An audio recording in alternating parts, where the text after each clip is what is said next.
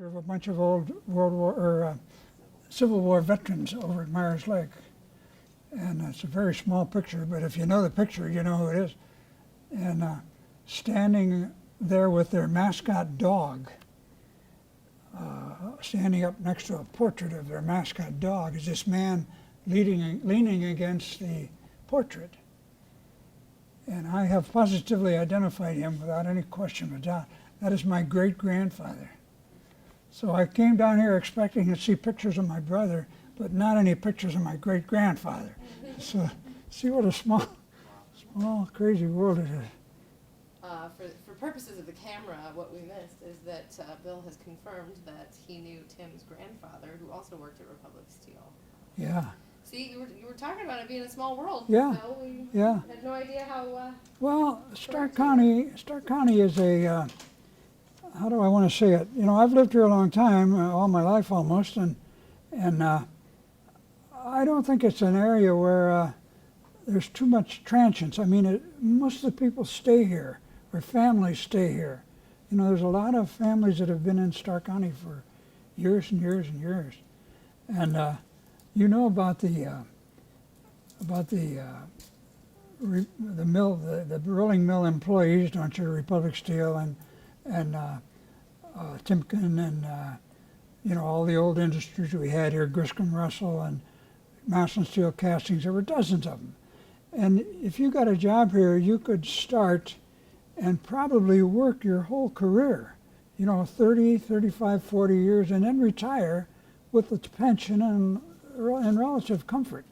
I didn't get a pension, by the way.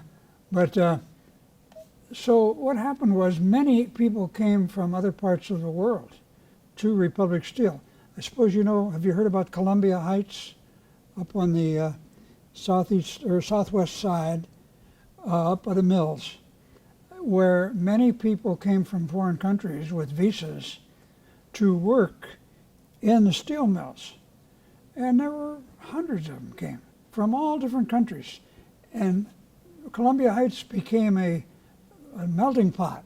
You know, all these different nationalities were there, and all these, and it was really interesting. I mean, of course, there were bad things about it too. There were instances where crime took over and that kind of stuff. You know, their reputation isn't all good, but a lot of it is good. And a lot of good people came and good families. But then a bad thing happened. World War I came along. So now we're back around 1914, 15 in there. A lot of these people that were here as immigrants and working in the mills had to go back to Europe, whether it was Yugoslavia or Czechoslovakia or Germany or wherever it was. They all had to go back because they were called on their visas. They would have been here illegally if they'd stayed. Well, now the steel mills had a problem because they didn't have any people, and not enough people. So what did they do? Students, anyone. Women? Women? No, well, no, that came later, but that came in World War II. But you're right, you're on the right track. The answer is recruiting. They went, the bigwigs of these corporations, the big industries, went to the South. They went to Alabama and Georgia and the states down there and recruited workers, mostly black people, a lot of black people, a lot of people who are still here today, family names that have been in Massillon ever since that time, a lot of respectable families and good people, and I've known a lot of them, and I can see them when I go downtown or wherever I go, great people. And so now they came and filled in these other jobs. Now after the war, some of the immigrants came back, but not as many, which was an effect on the football team, really.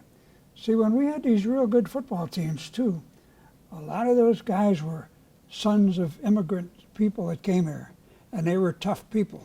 I mean, they were rugged people. And now many of the black people who came from the South were like that too. I mean, they had a tradition to uphold, and of course, it doesn't mean anything to you guys, but if you want to find out about our football teams, I tell people to go down to St. Joseph Cemetery, if you know where that is. It's down across from the Massillon Cemetery. And walk around in there for a while and look at the headstones, the names on those headstones. And then look at the names that are on the football pictures. And you'd be amazed how many of those people, parishioners of St. Joseph's, oh, there were a few from St. Mary's too, but not like St. Joe's. Boy, they turned out some rugged guys down there, and they were tough, and they were hard-nosed football players. Well, I didn't mean to digress there. That was great. I don't even know what we were talking about. Well, I actually have a question. Yeah. While you were at Republic, what job did you perform? Oh, yeah, okay, that's a good question. I started out in a place called the billing office.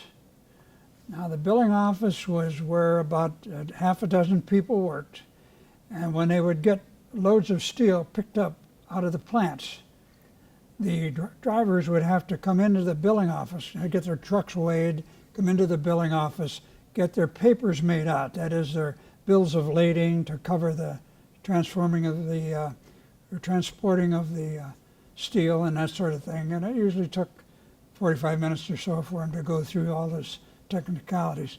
So I worked in there for a while, was doing pretty good. I mean, you know, catching on, learning all the ropes. And I was there, by the way, at the time of the first steel strike that I was involved in. I wasn't a striker, I worked in the office people couldn't strike. But when the strike came off, I didn't get out. Everybody was supposed to get out of the plant. But they kind of conned a couple of us into staying in the plant to cover some of these things, these loose ends that were still laying around on the paperwork as far as things that had to be sent to Cleveland for invoicing and stuff. So we did that. So I was in there a couple nights, you know, by myself with one other guy, a fellow that lives here in Massillon, by the way, Gene Feller, used to be down at the bank, good guy. So then we got out of there, and I stayed in the billing office a while. I got transferred from Massillon to Canton, where the plant is much bigger, much more activity, much more production. And well, by this time, my wife, you remember her, she appeared earlier in the story. My wife was getting kind of tired of me working shifts. You know, you had to work turns. You'd work a week on afternoons and a week on nights, midnights, and a week on, you know what it's like working in a steel mill. She said, you got to get out of this. You can't have a family and live like this, you know. And I thought she was right. So I went in to see one of the head honchos, and the guy that had hired me 2 years before told him I was going to have to quit because my wife didn't want me to work like this. And he said, well, give me a couple days. He said, let me see what I can do. So he did, and a couple of days later he called me, and he said, listen, he said, stay right where you are. You only got to go down into the next building from where you are. He said, I got a job for you in the storeroom. Now that doesn't sound like much, but give me a chance here. I thought, the storeroom, what's that now, where they keep the dust mops and the cakes of soap or something like that? You know, I didn't know anything about it. But so sure enough, next day I went down there and met the boss, and it was a relatively small department too. We had about, I don't know, there were about 10 or 12 people in the office and another half dozen that worked out in the building itself. And so the guys seemed glad to have me, and apparently I hadn't gotten into any trouble in my first 2 years, so they accepted me. So I worked the rest of my career there. First couple of years I worked as the receiving clerk. Now, instead of watching the trucks going out of the plant, I was now in charge of trucks coming into the plant. When they'd come in to make deliveries into the plant, then they'd have to come through our department to be checked in and to check their bills against their cargo and all this kind of stuff. So now I was a receiving clerk. And I did that for, I don't know, maybe 6, 7 years. And then one of the guys in the other office, in the bigger office, retired. So I got his job. And that job was loosely referred to as order clerk. But what it actually amounted to was ordering all the supplies for the storeroom. Now the storeroom turned out not to be soap powder and that kind of stuff. It turned out to be where all the spare parts were kept, and all the bolts and nuts and electrical parts and safety equipment and everything that's used in a steel mill was all kept there. And then the various departments, as they needed those products, would buy them through a what would you call a system of certificates or chits that they were later billed for by department. So it was kind of interesting. But I ended up ordering everything you can imagine: oil and grease and machinery parts and just everything. It was so varied. There was probably approaching $2 million of inventory in that storeroom. And I was in charge of trying to keep it all in stock, which was hard to do because you'd no sooner get in 200 or something than the departments would buy 180 of the things and they were gone again. So you had early computer systems and things like that that showed you what was lacking, what you needed, and then I had to make out purchase orders, all that kind of stuff, and send them to Cleveland, and then the purchasing department would order the material, and I was on the telephone half the day ordering material. Exciting job. I mean, it was, but I'll say the very best thing about it, very best thing about that job was the people. That gang of people that I worked with, and I have two very nice photographs of them, was about as nice a bunch of people as you're ever going to encounter any place, anytime. They were just marvelous people. They'd do anything for you. They help each other, work together. Just a great experience. So if anybody ever tells you that people in these factories don't get along or don't hit it off, they sure didn't work in the factory where I worked. Because I was delighted to work there. And I've got a picture at home on my desk, piled high with junk. My wife says it's just like my desk at home, piled high with junk. But I spent almost probably 25 years at that desk. So I know what it was like. I don't know if you get that response from a lot of people in industry. A lot of people probably had very bad experiences in industry. But let me tell you one little thing about Republic Steel, which is worth putting on the record. When I worked there, Republic Steel, which went from Buffalo to Chicago to the southern districts in Gadsden, Alabama, and other Gary, Indiana. There were something like, I forget how many plants, something like 12 plants. And I've got a book at home that tells you how many people were employed at each one of these plants. Like the Canton and Massillon district, that was our two plants put together, we employed around 10,000 people. Buffalo probably employed 9,000. Warren, which was another big steel town, employed 8,500. Every place. Anyway, you add them all up, and there were over 60,000 employees of Republic Steel, which subsequently was bought out by LTV Steel. Well, LTV Steel didn't have it till more than about 2 years. Then it was gone. I mean, 60,000 jobs, 60,000 good jobs, good paying jobs that were a good chunk of the American economy and the American way of leading the country, or leading the world, I should say, it's gone. Now those jobs, a big majority of them went overseas. I met a man not too long ago who still works at the little installation that the successor of LTV Steel has in Canton. And I said, hey, am I right on this, or are there really only about maybe less than 1,000 employees left here in Canton? He said, yeah, he said, you're a little bit wrong on that, in that if you throw in the other employees, there might be close to 9,000, but he said 8,000 are in Mexico. They aren't here. They work in Mexico. So those are not jobs that we have in our country. So, you know, I lived through and witnessed a terrifying thing there. You know, and it hasn't held true just in the steel industry. It's held true in so many things. I mean, now we hope to make a little comeback, but I don't mean to sound pessimistic, but I don't really think that we are ever going to enjoy the prosperity that we saw back in the 50s and 60s and 70s. We may, to some degree, in certain fields, but too many of those jobs are lost, and too many things have changed.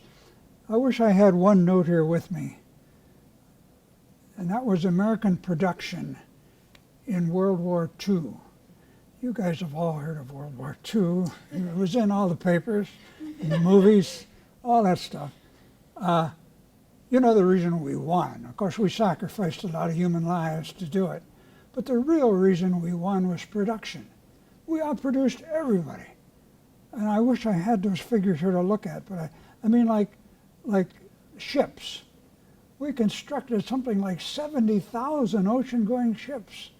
And the number of airplanes was in the hundreds of thousands. And the tanks, you know, the same way there were like 90,000 tanks. And I got all those figures, by the way, at home in a book that was written by the Andrews sisters, who were singers during World War II, who traveled around and saw all this stuff and recognized that it was the power of American production that won that war. I mean, we might still be fighting the Nazis and the Japanese if we had been able to produce all that stuff. Now, if we ever get into a war, all we got to do is press a button. They say, but maybe somebody over here is pressing a button too. So I don't like the button pushing as much as the production of materials. Oh, give me a cue. I don't know. I'm lost here. No, it's great. We're kind of hopping all over the place, but it keeps us moving. I think when I was switching the tape, you were talking about Jack playing football in 1940. Okay. Let's hop back to that or not. Let's get back to him because he's really the important one. You know, when you come down to it, I don't pull much weight or, you know, have much prestige, but Jack did, or does and did. He went from Massillon to Columbia University, played freshman football there, and then he played a year of varsity football as well.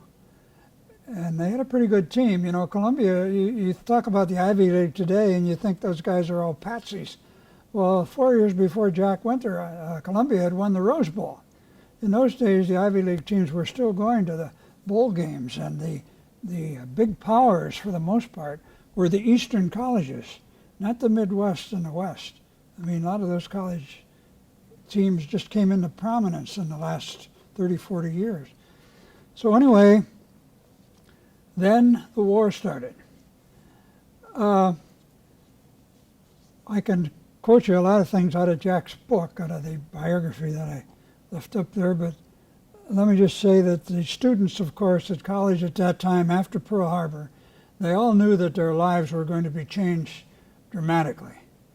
See, my generation was a little bit too young. We were still junior high school and that kind of stuff. But those older guys, if you were 18 and up, you were going to get involved in it somewhere or other. And they did, so many of them. My brother tried to join the Navy because he thought if he could get in the Navy, it would be a little better than slugging a rifle in the trenches, you know. Well, he was rejected because he couldn't see out of one eye. And all these things that he's done in his lifetime that I'm going to tell you about, keep that phrase in mind. He couldn't see out of one eye. Anyway. Was that something he was born with, or? Well, I don't know exactly. My father had a condition like that too, but he could see a little bit. But Jack, he didn't confide that in me until recent years, just a few years before he died, that he was virtually totally blind in one eye. Now a strange thing happens. The other services beside the Army are also taking part in the draft because they need men too. So now he gets drafted. And he has to go for his exam and everything, which he did. And meanwhile, the Navy had lowered its standards where your vision wasn't that much of a factor if you got in the right units. Well, he got drafted into the Navy, who wouldn't take him a year before, but now they wanted him. And so he went into a unit called, you probably never heard of it, called the CBs, the Construction Battalions. They were guys who built airports and built buildings, and when we would take one of those islands in the Pacific from the Japanese, who had probably taken it from us in the beginning, then they would build airstrips, for the bigger planes, so we could ultimately go in there and bomb Japan and all this sort of thing.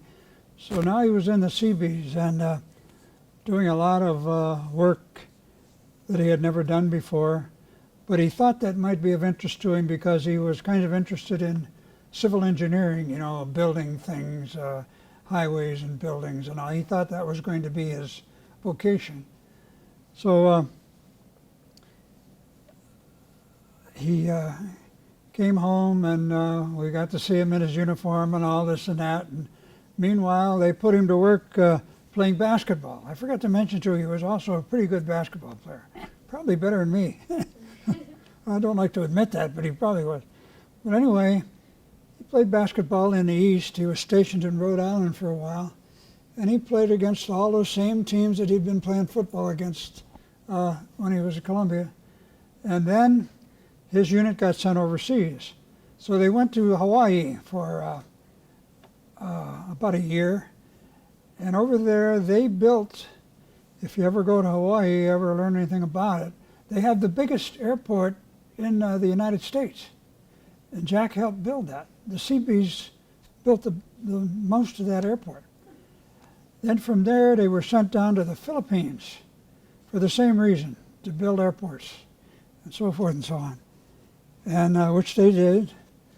And now, to break the monotony of this lecture on Seabees and airports, I got another small world story. And this one will floor you. Did your brother knock over General Eisenhower? No, I took care of that. That was after the war. He was in the Navy, as I say, in the Philippines on a small island, building these airstrips. One of our neighbors in Massillon, a man named Dick Paul, was 2 years younger than Jack. They went to high school together. They were good friends. They were almost neighbors. And Dick Paul's mother and my mother were telephone pals. In those days they didn't have cell phones like we have today. You had a dial, but they talked virtually every day. And one of the things they talked about were their sons who were in the service. Well, Dick was in the Air Force, Jack was in the Navy. Now, in those days, you were not allowed to write home when you were overseas. You were not allowed to write home and tell where you were or what you were doing or what your people were up to. It was censored. Your mail was all read. And if you put anything like that in your mail, it was cut out with a razor blade. So you'd get a letter with a bunch of blank strips in it. In a casual way, my brother mentioned that he was on a small island in the Pacific, which was all right because it didn't tell you where. And he never saw anybody except the small Air Force unit that was living down the road a mile or so. Meanwhile, Dick Paul tells his mother that he's on a small island in the Pacific, didn't tell her where, but he was on the only Air Force, a small bomber unit that was on the island, and there were some Navy guys building stuff down the other end of the island. So from just that much, no mention of where they were, my brother deduced, well, that's why he got the good grades in school. My brother deduced that could we be on the same island? So one Sunday afternoon, he gets on his horse and he walks down to the other end of the island, asks if they got a guy here named Dick Paul, and I said, yeah, he's in the tent there. Looks in, and there's Dick Paul sitting there. So here they are halfway around the world on the same island at the same time. They'd been in the Boy Scouts together. They'd played sports together. I mean, what's with these wars? Why couldn't they made up people that didn't know each other? So I mean, that's another one of those stories that you just can't believe some of these things happen. You know. Okay, well, let's see. Where are we back? Oh, okay. So when the war came to an end in the Pacific, the Seabees were quite happy because they could stop building things, and they were ready to get out. And the exodus from the armed forces after World War II was ended was pretty quick. I mean, guys were coming home and resuming their lives, and so Jack brings his basketball trophies and everything, and he comes home, and he played against some really outstanding people in his basketball on the island there. They traveled all around the different Philippine islands. He took me to Cleveland one night after the war, and there was a poster there, and there was a game being advertised between the Cleveland Allman Transfers and the Fort Wayne Zollner Pistons. Well, these were professional teams in those days. This was before the NBA or anything like that. But we knew that the Fort Wayne Pistons were the world champions at that time. And the Cleveland team was a local team of people from Youngstown and Cleveland and some college players. So Jack says, we got to go see the Pistons play. He said, I played against some of those guys in the service, and I know them. I want to see them. So we went up and we saw the game, and he was right. They were some of the greatest players I've ever seen yet in basketball. One guy would stand out there where they shot the old two-hand set shot. I saw him make 6 straight from midcourt. I mean, they were just unbelievably good. So when Jack got back to Columbia then, he decided, well, I got to establish what I'm going to do now. And he had gotten he played his final year of football. He played one more year. And he played against some really good teams, including Army, the military academy, which was the national champions at that time. And he played against 2 great players. I don't know if any of you have ever heard of them. Felix Doc Blanchard and Glenn Davis, who were two of the best backs in the country, both All-Americans. So when Columbia played Army up at West Point, I got to go to the game because we were up there visiting, and Lou Little, the Columbia coach, gave me a sideline pass to sit on the bench. So I liked that. I could also hear the radio, and the guy next to me had a portable radio. So Jack did very, very well in that game. Columbia got beat, but Jack made some fantastic plays and some great stops on Felix Blanchard and Glenn Davis. He caught him from behind. In my mind is an image I'll never lose of Blanchard running off tackle, going for a touchdown, so he thought, and Jack coming the other way, and at about the 5-yard line they met head on. And for a while nothing happened. And then Blanchard went, and I'll never forget that as long as I thought, well, probably so, I guess. So now he finishes the football, he makes the basketball team, but it turns out he can't play basketball because he has conflicting studies, scientific studies that interfere. So he's got to give up basketball, which is okay with him. He didn't care. But now he's got his degree from Columbia in 3 years. It would take everybody else 4 years, but he did it in 3 years. See, that's how he knew Dick Paul was on that island. Yeah. But anyway, Smart one. Anyway, he's now studying for his master's degree. And of course, that's the end of athletics. You can't play in college after that.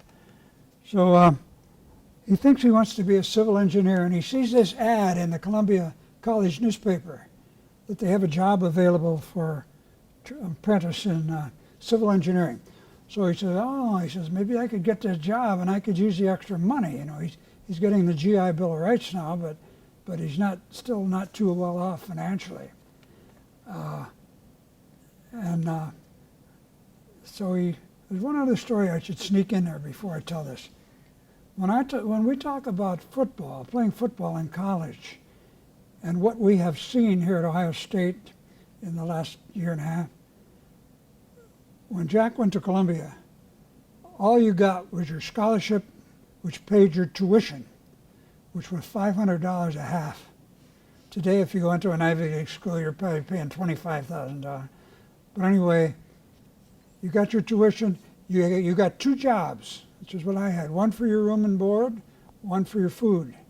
You work someplace and you got your meals. And anyway, that's what Jack had too. And when he was at Columbia after the war, he met this girl, a nice-looking girl that he was very much attracted to from the girls' college across the street in New York, Barnard College. So he thought, well, it'd be nice to have a girlfriend. So he met her and he really liked her and they talked. And that night when he went back to the dorm, he said, oh, it'd be a good thing I have a girlfriend or somebody cheer for me. And so then he threw his money on the bed. He reached in his pocket, he threw his money. He had 35 cents. He said, if I get to know her and ask her out, and if she just wants a Coke, I'm okay. But he said, if she wants something to eat, I'll be greatly embarrassed. So he never saw her again, never went back. But that's how athletes in college were compared to these guys getting money from the tattoo parlor and free tattoos and money from sponsors under the table. That's the difference in collegiate athletics today versus what it was like then. So anyway, he goes to see about this job. And he goes to the door of the office that he was referred to in the newspaper, locked. Nobody there. So he thinks, well, come back again sometime. And he pounded on the door, no reply. Just then the door next door opened. And his head came out and he said, what do you want? He said, I was going to apply for a job that they had listed in the Spectator, that's the Columbia paper. He said, well, I guess nobody's in there. He said, that's right. He said, they're all out to lunch. But he said, hey, if you're looking for a job, he said, I got a job. Maybe you'd be interested in that.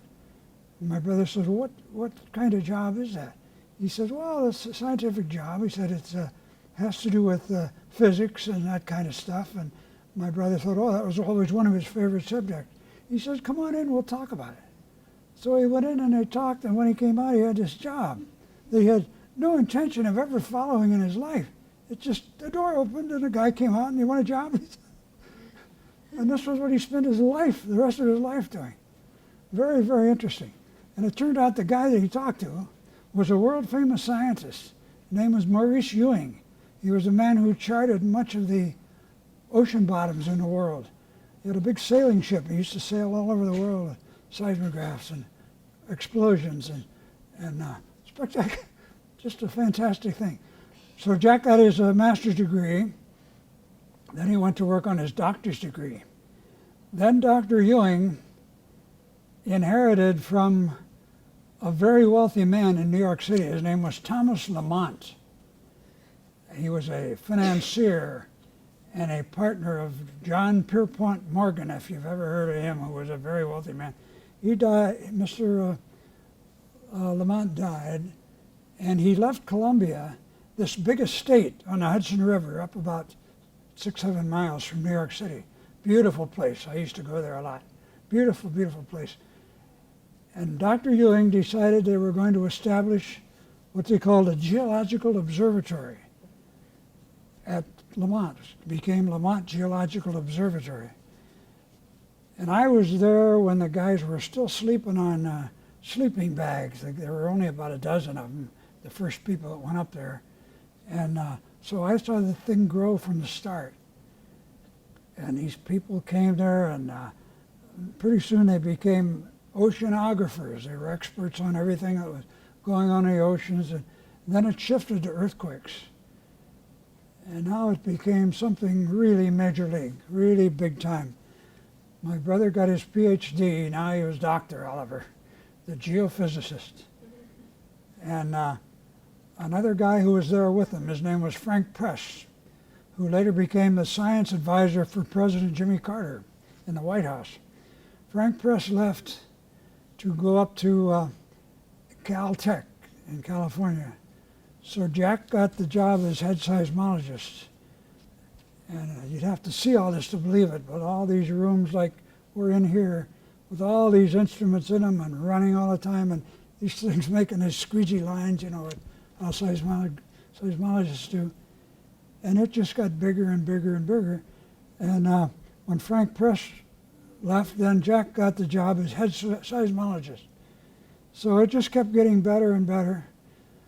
Meanwhile, Jack married the girl from Aurora College, Gertrude Vanderhoeven, and they bought a little house. Jack had been living in a little cottage up in the woods.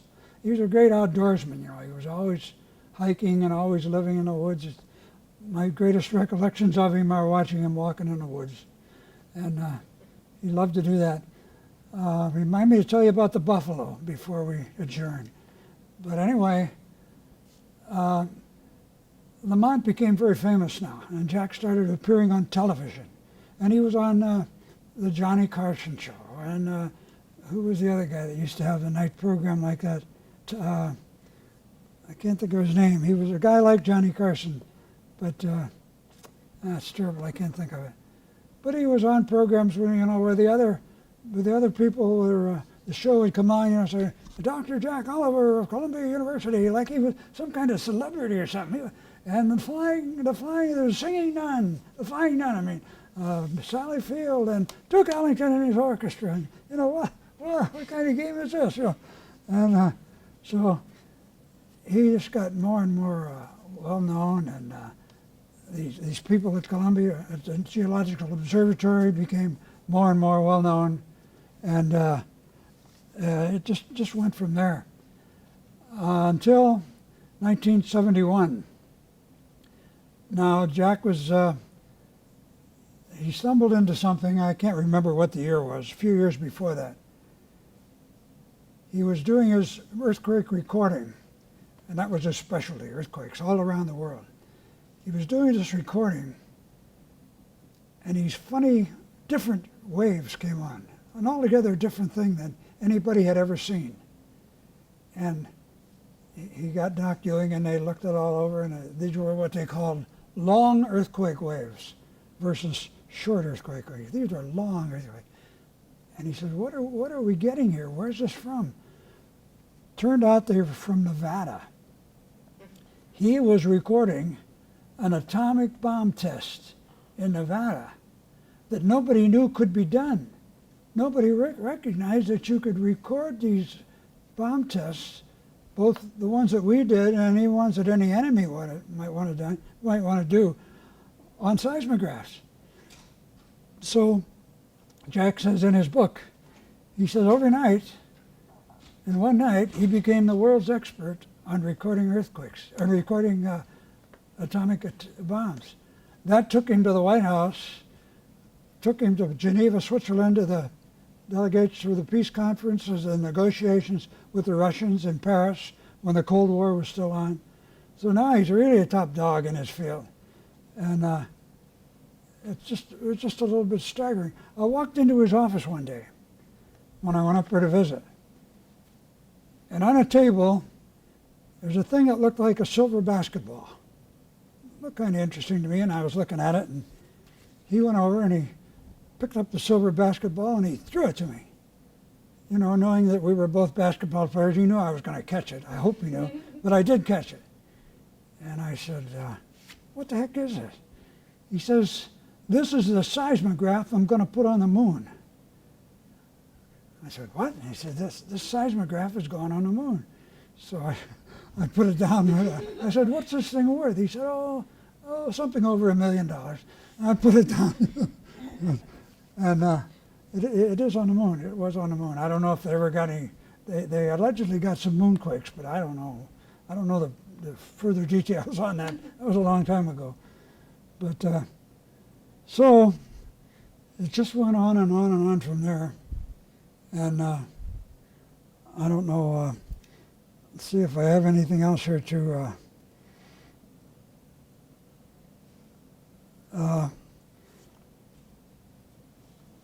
I guess we pretty much covered it. He worked in his chosen field for I forget how many years now, but he worked and traveled in 55 different countries. from the North Pole to the South Pole, and most places in between. And his daughter later worked in Russia for 2 years. After the communist thing dissolved, she went over there at one time for a couple of years. The idea of teaching the former communists how to do, what do you want to say, fiscal stuff in a free enterprise system or a world system versus a communist system. And Jack's been all over the world, and he did all kinds of stuff, and you just can't say enough about him. Meanwhile, I'm sitting here in Ohio, just watching the strange events that occur. But he became ill then. His wife died. I don't know, about 7 years ago, was it? Somewhere around there. And then Jack they moved into a retirement complex in Ithaca, New York. That's where Cornell is, of course. And over the years, we helped a number of students get to Cornell, both academically and a few athletically too, a few good players that wanted to go there that recognized what one particular player I have in mind. He was a player out of Jackson High School, all-Ohio football player. And he was looking for a college, and somebody at Cornell told me, he said, call this guy and see what you can do, talk to him about Cornell. So I called him, I said, Mark, would you be interested in going to Cornell? And he said, he says, I don't know. I said, you realize, Mark, with your football ability, all Ohio, first team, and your academic ability, valedictorian of his class, I said, you can go to college anywhere you want to go. He said, oh, really? I said, yeah. I said, all you got to do is name it, and they'll pull the strings and get you there. He said, well, I'll think about that. I said, well, I'll call you in a couple of weeks. I won't bother you anymore. I said, I'll call you in a couple of weeks. So a couple of weeks later, I called him. He said, Mark, how are you coming with your college selection? Oh, he says, I think I'm doing pretty good. He says, I got it narrowed down to 4. I said, well, what are the 4 schools, Mark? And he said, Yale, Harvard, Princeton, and Cornell. I said, goodbye, Mark, you don't need me anymore. And he ended up going to Cornell and being a very distinguished player, very good player. Met his coach one day walking down the street. Tom Blackman was his name. And I told him who I was and told him about Mark, and he said, he said, that kid, he said, he's just had a wonderful career here. And you could tell the coach was just totally interested in him, and cared about him. And a little different etiquette than you get with some of the people, that are going to school today in various places for various reasons. But what did I skip, Jackie? Did I miss anything big? Then Jack got sick. He got cancer and was down off and on for almost a couple of years.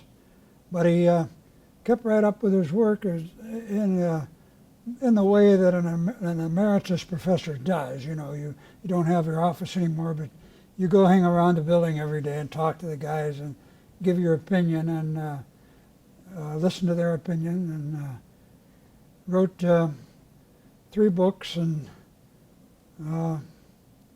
one of them is the one that I showed you this morning. And as I say, I think if you read some of that, don't feel obligated to read it all, but if you read some of the chapters, you'll soon learn that he was not only a very good scientist, but he's a very good writer. There's chapters in there on our family, World War II, his high school years, things at Columbia.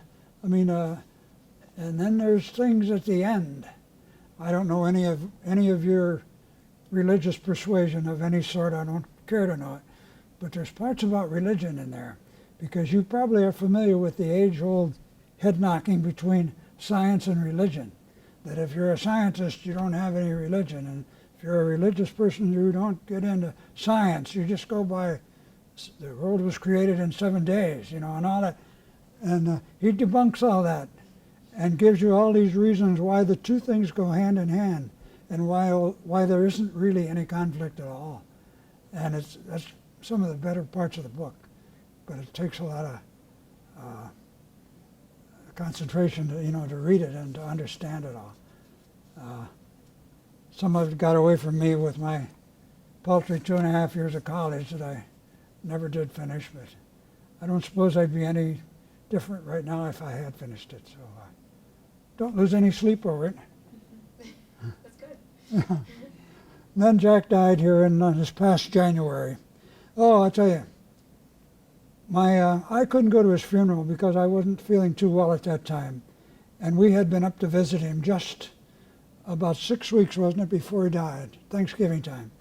We went up there, and we had a very nice visit, and a lot of good talks, and Jackie went with us, my wife, and our cousin Nancy, who lives here in Massillon. We four went up there, so I didn't feel up to going back up for the funeral. But subsequently, one of Jack's daughters has sent me 4 video discs of the funeral, of a reception they held after the funeral with all these people that lived in this retirement village, and 2 discs of his grandchildren interviewing Jack, asking him questions. He's sitting there pretty well on his last legs, and they're asking him questions, and he's giving them answers, and a lot of funny answers. Like the one kid asked Jack, he said, well, did you ever have any funny relatives? And Jack says, no, not till my daughter started having children. He said, all kinds of lines like that in there that really are good stuff. So the interview tapes are really good. You've seen them, haven't you, Jack? You've seen them. We got to get the other ones there to watch those, because great stuff. People, the men he worked with had great respect for him. He was when he went to Cornell had let their geology department dwindle down to nothing. They had about 4 professors, most of whom were old. The rest of them had all gone, retired. He went in there with a free hand and a lot of money that the government was now doling out on him. And he brought in a whole new group, about 15 new people. And I got things at home I could show you, but he definitely made it into now one of the best geology departments in America. And mostly by hard work. Everybody forgets that. They'll say, how did he do all that? I know how he did it. He worked. He worked harder than anybody else. And he never stopped. And he never quit. He never gave up. How about a quick PS here on dumb, crazy things? Okay. When Jack was trying to raise money when he was at Columbia to improve the department, to build up the department, he was going around talking to different people, and somebody referred him to a man in Cleveland.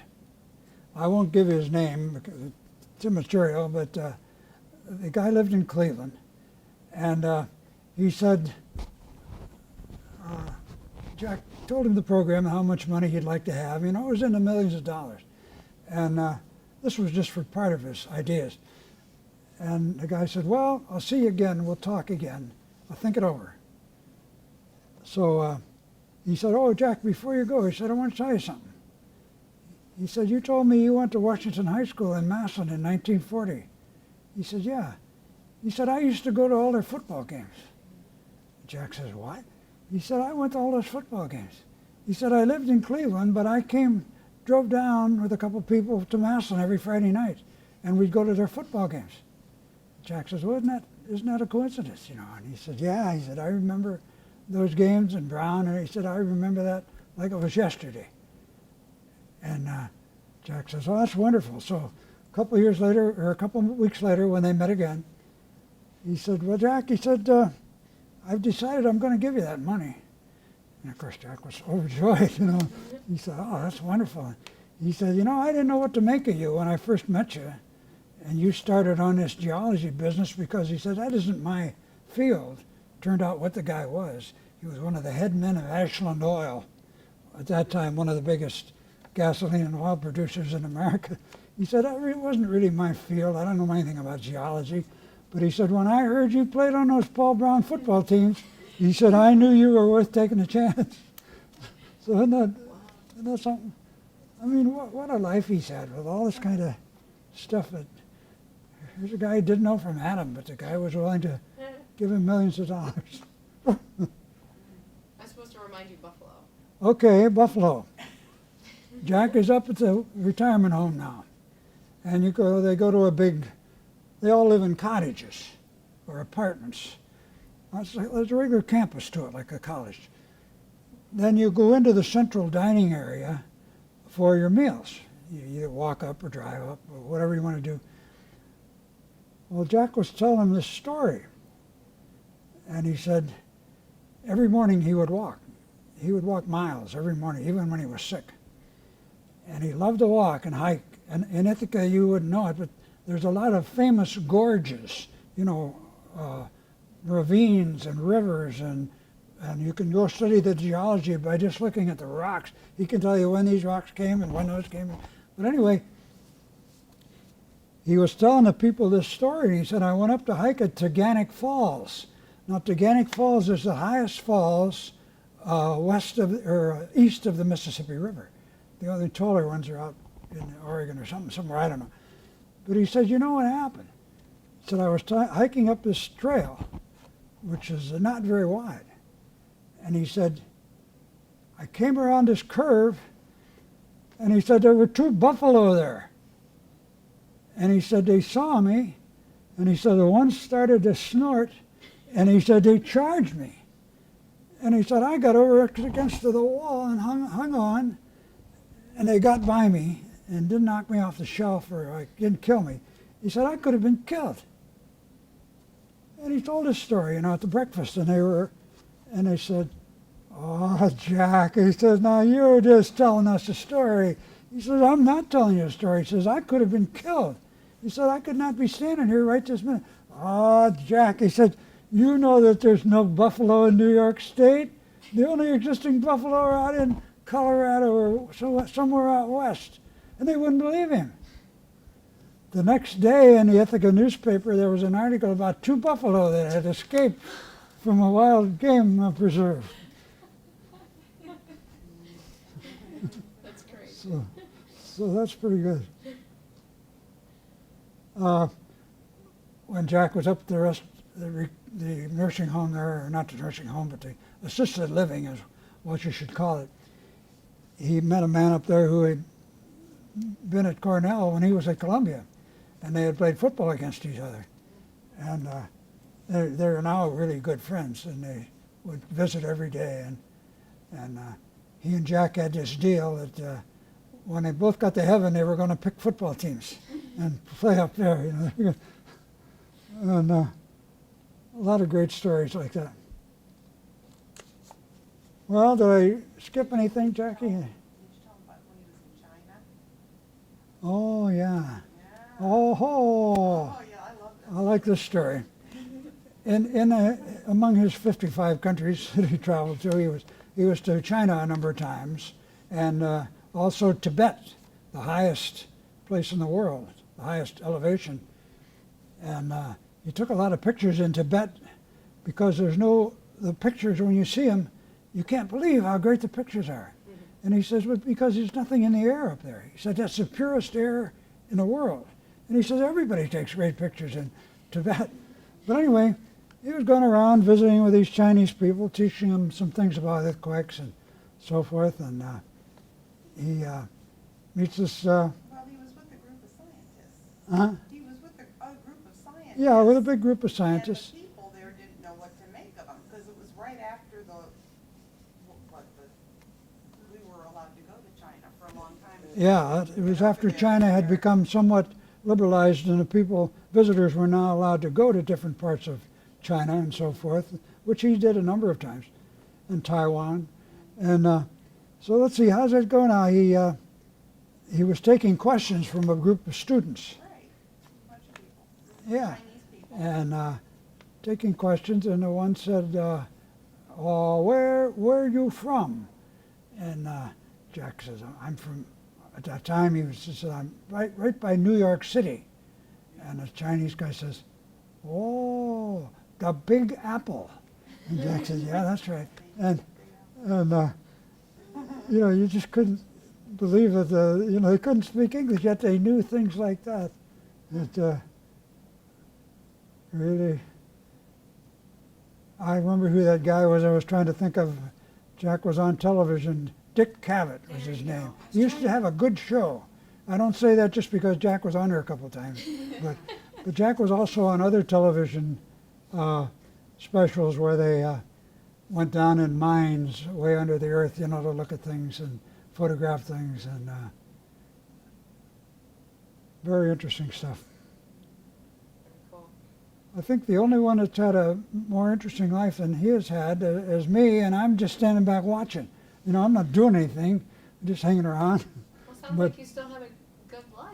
Yeah, I guess. I have a good family and all that kind of stuff, so I guess that's what counts. I had a good working career and didn't make much money, but we got by. Like I tell people, we never missed a meal. We came close a couple times, but we never missed a meal. Well, any comments that you guys have, or Just to thank you, that was an awesome story. Nice little. I didn't mean to ramble on so long Oh, there. no, absolutely not. Guess that's all we can do. Good. I know I'll get home now and I'll think about three more Paul Brown stories. And, Well, I work every day, Bill, so you come do you? back. Oh, that's good. That's good. I probably will stumble on.